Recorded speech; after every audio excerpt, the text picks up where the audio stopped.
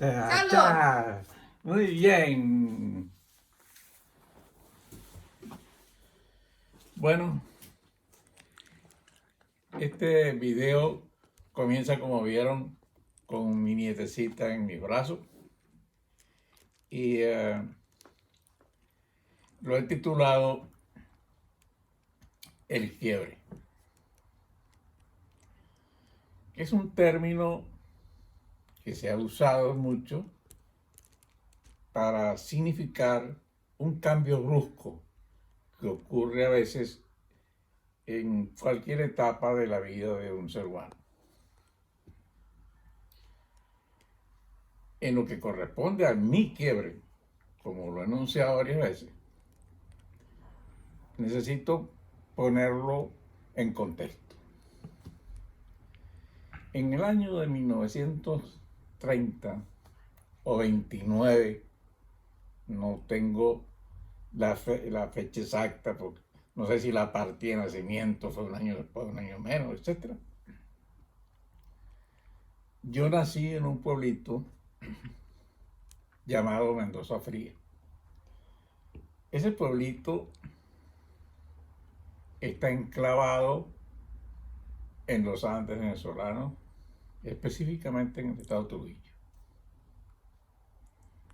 Está ubicado en el piedemonte de un cerro llamado La Guaira y linda hacia el este con el río Monboy. Es decir, que realmente todo ese valle se llama la cuenca del río Monboy y dentro de esa cuenca está ese pueblito. Para la época en que yo nací, me imagino, porque no me di cuenta de eso sino 5 o 10 años después, era un pueblito agrícola con calles de piedra, conectado con sus pueblitos cercanos mediante carreteras de tierra. Los postes de luz eran de madera. Tenía una oficina de telégrafo que después yo me gradué allí de telegrafista. Tenía su centro de salud, pobre centro de salud, pero centro de salud al fin y al cabo, que lo atendía un médico que iba cada 15 días desde Valera hasta allá. Tenía su escuela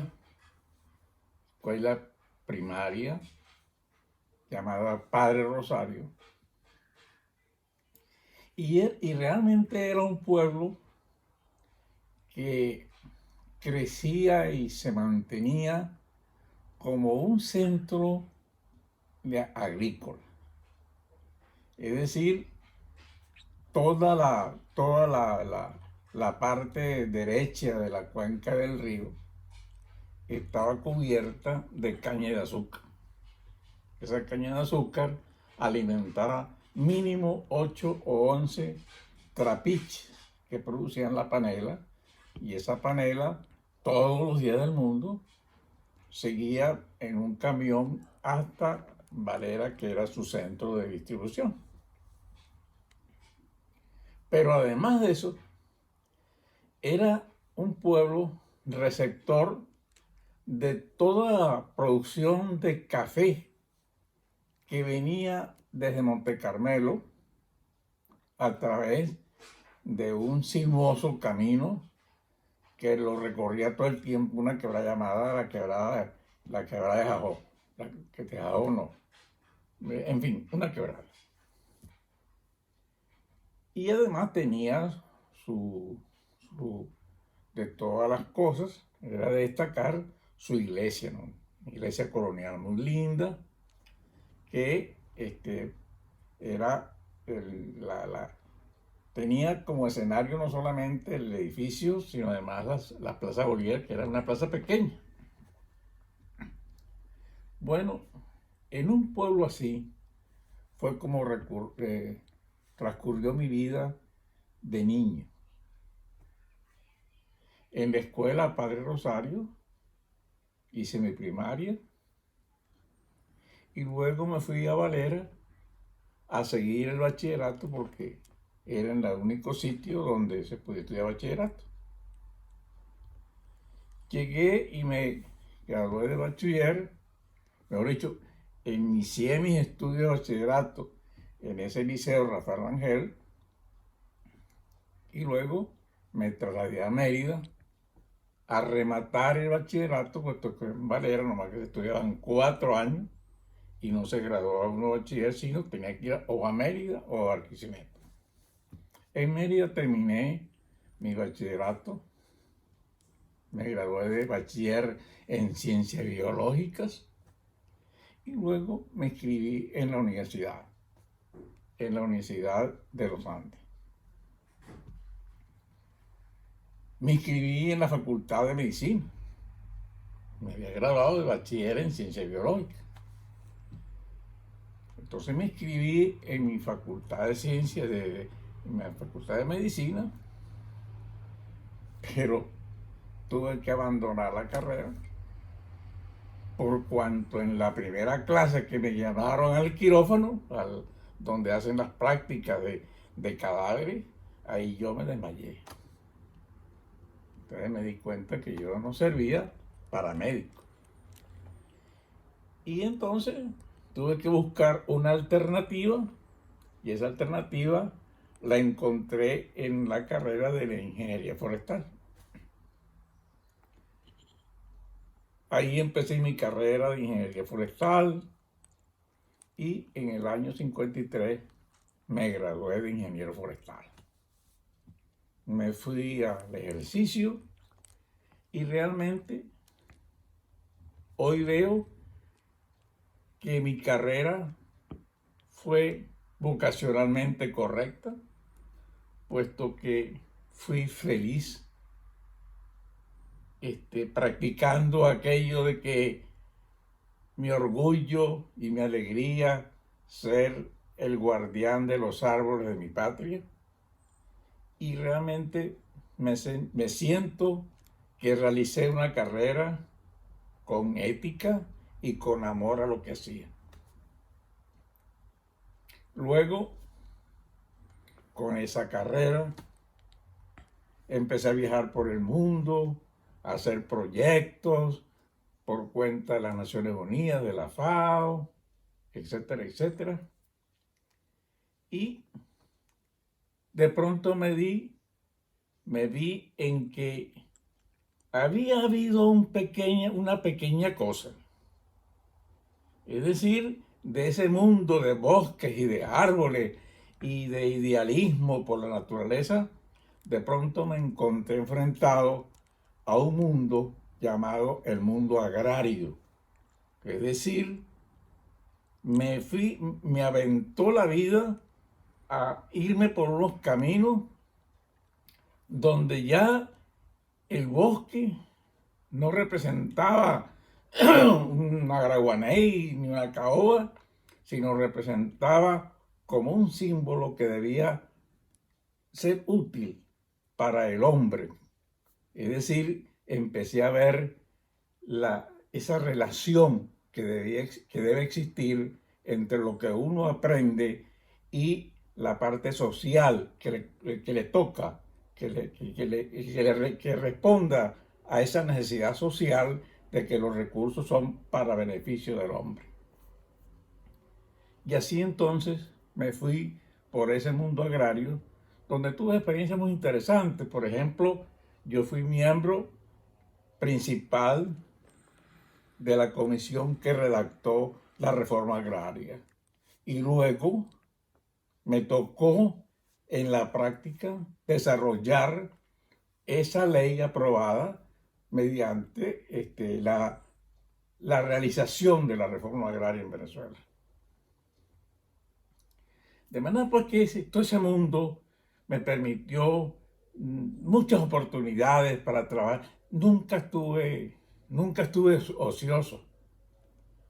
Y siempre todo lo realicé con amor por lo que hacía, pero fundamentalmente con una gran ética.